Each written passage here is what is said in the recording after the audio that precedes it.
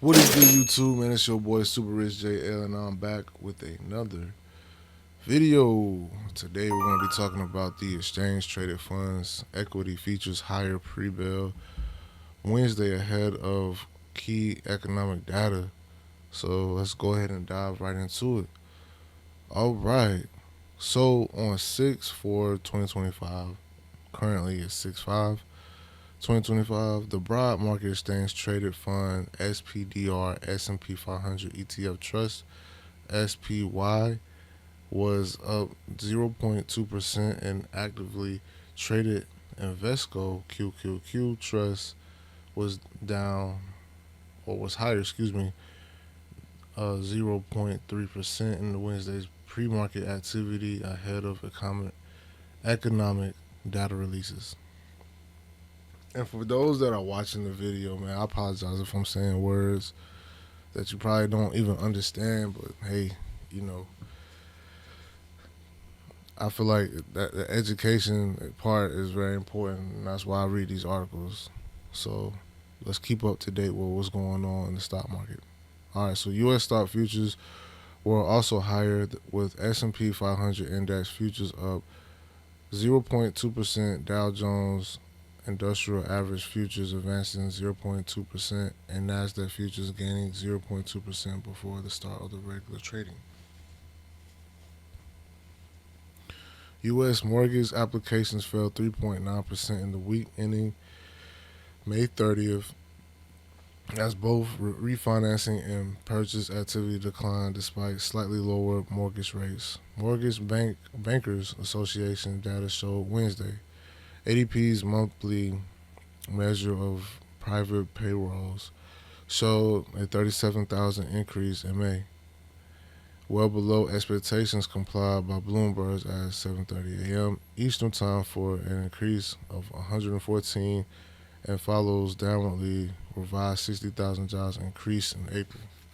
The S&P Global U.S. Composite PMI for May will be released at 9:45 a.m. The ISM Services Index will be released at 10 a.m. Eastern Time, followed by the weekly EIA Petroleum Status Report at 10:30 a.m. Eastern Time. The Federal Reserve's Beige Book, a compendium of business and economic reports from 12 regional Fed branches, posts at 2 p.m. Eastern Time. Atlanta Fed President Raphael Bostic is slated to speak on Wednesday. In pre-market activity, Bitcoin was down 0.6%, and the cryptocurrency fund's ProShares Bitcoin Strategy ETF was 0.5 lower. All right, so they have a segment where it says Power Play. Then it has healthcare. Then it has the winners and losers, industrial consumer. So we're going to start with the healthcare. It's called Power Play. The healthcare select sector SPDR fund advanced 0.1%. The Vanguard Healthcare Index Fund was up 0.1%, while iShares US Healthcare ETF and iShares Biotech Technology Technology ETF were inactive. Segment Bioscience stock was up more than 20% pre-market after the company said the Denfastet. I apologize. I'm reading words I've never seen before. Met all primary, secondary endpoints in a phase 3 clinical trial to treat moderate to severe acne vulgaris. Wow. Okay, shout out to the healthcare. All right, technology side. Technology select sectors SPDR fund gained 0.1%, and iShare US technology ETF was higher 0.2%, while the iShares expanded Basically, the semiconductor SPDR was down or advanced zero point 0.7. And it says Sprinkler shares were up more than 5% in a recent pre-market activity after the company reported for higher fiscal Q1 quarter one non-GAAP earnings and revenue. I apologize if I read something over. I think I read something over. No, I didn't. No, we're good. We're good. I was reading it. I'm like, yo, I just read that. Okay, so no. So that was the technology side. Chart Industries shared 3% higher. Flowserve stock was up 1% before the opening bell after the company said they plan to merge an all-stock deal valued at about 19 billion. The consumer staples select sector SPDR was up 0.2% while the Vanguard Consumer Staples Fund was flat. iShares U.S. Consumer Staples was inactive, and the Consumer Discretionary Select Sector Fund lost 0.1%. The VanEck Retail was inactive, while the SPDR S&P Retail ETF was up 0.3%. All right, financial select sector SPDR fund advanced 0.3%. Direxon daily financial bull 3 times shares was up 0.7%, while its bearish counterpart Direxon, hopefully I'm saying that right, daily financial bear 3 times share was lower 7.7 lower percent. Wells Fargo shares were up more than 2% pre-bell Wednesday after the lender said Tuesday that the Federal Reserve System has lifted the restrictions on growth in its total assets, which were imposed in 2018 consent order. Energy, the iShares U.S. Energy ETF was inactive, while the Energy Select Sector SPDR fund was up 0.4%. Cosmos Energy stock was up 1.7% before Wednesday opening bell after the company and several others entered into memorandum and of understanding to extend West Cape 3 points and Deepwater Tano licenses 2040.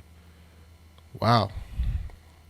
Commodities, front month U.S. West taxes. I said taxes. Texas intermediate crude oil slip 0.03% to $63.39 per barrel on the New York Mercantile Exchange. Natural gas gained 0.03% to reach $3.72 per million British thermal units. United States Oil Fund was up 0.2%, while the United States Natural Gas Fund was down 0.2%. Gold futures for August were down 0.1% at $3,372.90 an ounce on the COMEX, while silver futures retreated 0.3% to $34.53 an ounce. SPDR shares was down 0.1 lower, and iShares Silver Trust fell 0.6%. I feel like there will be a lot of people that will say what I'm reading is not even, I wouldn't say boring.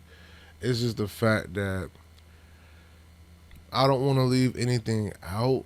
And I feel like it's important to read this type of stuff because, like, now we're talking about, like, consumer, financial, energy, commodities, technology, industrial. You know what I'm saying? We even talking about the U.S. stock futures, the S&P global. You know what I'm saying? I'm saying words that I don't use on a regular basis. So when I'm reading these words, it's helping my vocabulary it's helping me understand what's going on in healthcare. You know what I'm saying?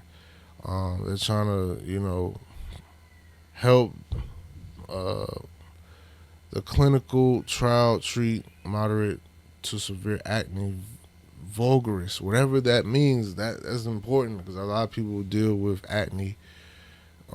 So yeah, I mean, I'm just reading what I see, and let's go to something else. Um, let's see what is. We already did the Dow Jones. We did Nasdaq. What's S&P 400? S&P 400 doesn't have anything. Uh, so they have stuff up here, but it's like not even popping up. So it is what it is. Uh, yeah, they don't have anything else. Um, this is an article, but it says equity markets close mixed after the short soft jobs data Trump rate cut call.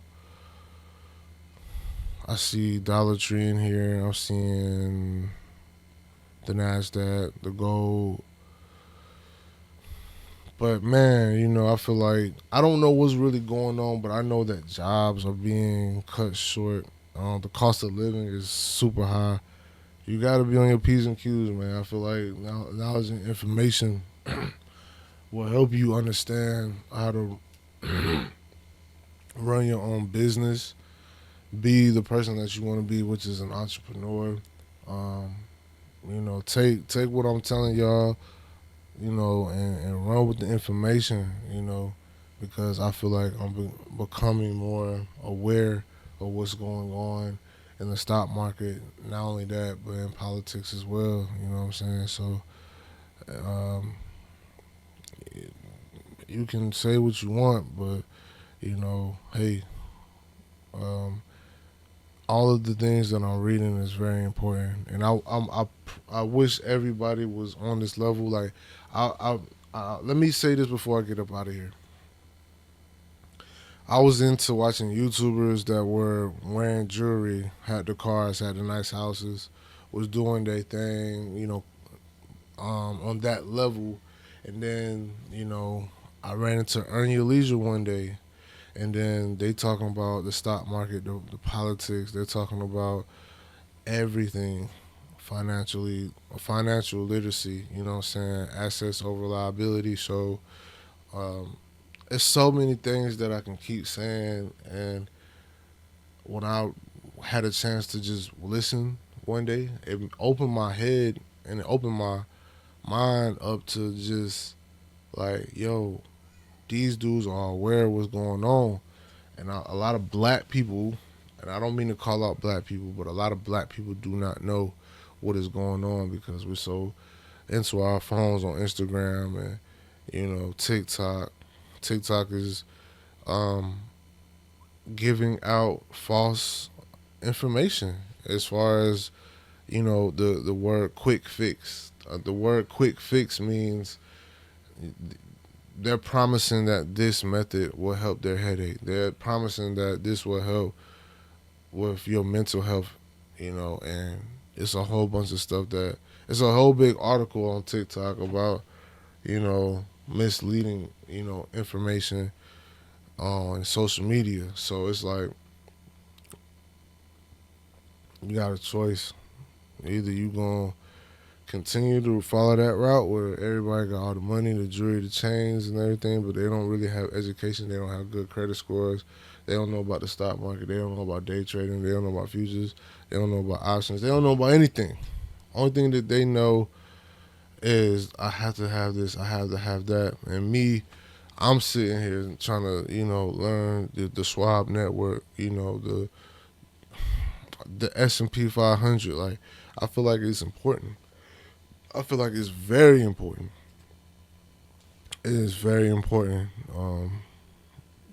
But I don't want to continue to keep saying the same thing over and over, man. People are just going to make their own choices, man. And it's going to be sad when it's going to be a little bit too late. All the information that I am saying to you guys is actually going to benefit you more than it's not going to, it's going to benefit. Like, I promise. Like, it is. And I know it is.